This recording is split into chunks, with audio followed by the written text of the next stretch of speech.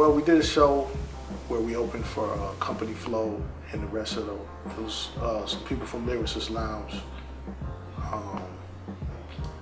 That was at the Kaya. Yeah, Club Kaya. It was a nice club in Atlanta. And we had just did we had Return to Travelers on tape, which was, kind of like handmade, fold up the copy, and, I had like a bunch of cassette double decks to dupe it and all that off of the deck. But you handed it to Big Just from Company Flow, and from what he says, they went to Europe and just bumped it the whole time. Or part of the time, I think I actually handed it to LP. To LP, okay. And I don't think they were fighting over, but I handed it to L, and then they bumped it. But that was the first time that Lyricist Lounge actually ventured outside of New York, and it was through the connections of the cats that were involved with Mass Influence, because they were also ended up managing the Fat Beats, because it was a Fat Beats in Atlanta that DJ Drama used to work at before stuff started to pop. That show was December 10th, and I remember that by the time we were done with the show, that it was my birthday, so that's how I remember.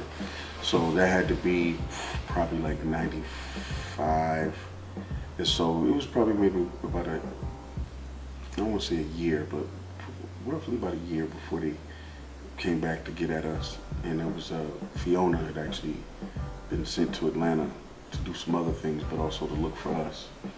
And had met this, I don't know how Fiona and DDA knew each other, but he was like, I know where he's at. And so he brought this English speaking lady to my house. Hello, like, yo, what the fuck? You know what I'm saying? Like, and then we started chopping it up with Just, rest is history, baby. One thing is I took, the advance from the label and got an MPC, which I wasn't using before that.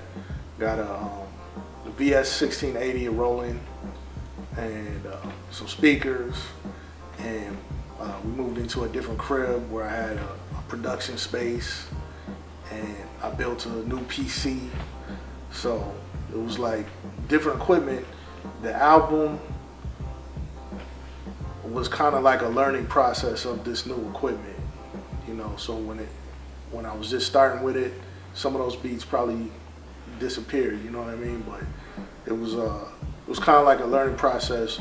By the time we was done with the album, I had mastered the new equipment. So there was a different sound in general, and we just had it was a lot of things that impacted that it was a different sound, though. I mean, it was the first time we were looking at putting out something with a record label instead of it being our own production. There were things we had to take into account, like, can we sample this or not? I don't know. It was the first time we had a lawyer. We had a lawyer telling us, be careful maybe, or, there was a lot of different elements that went into it. Pretty much there was nothing the same except for, stacks of records.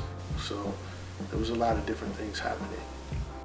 I think just some of the people I was hanging around at the time, just trying to be, how could you say one thing that word carries its own reference, and you might say one thing, and just by doing that sets a whole plethora of thoughts and ideas.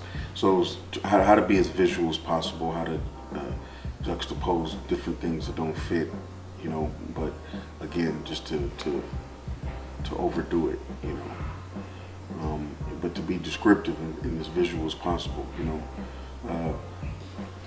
what color was the building? Oh, it was fuchsia with, so getting into like how you would describe food, to where it becomes salacious.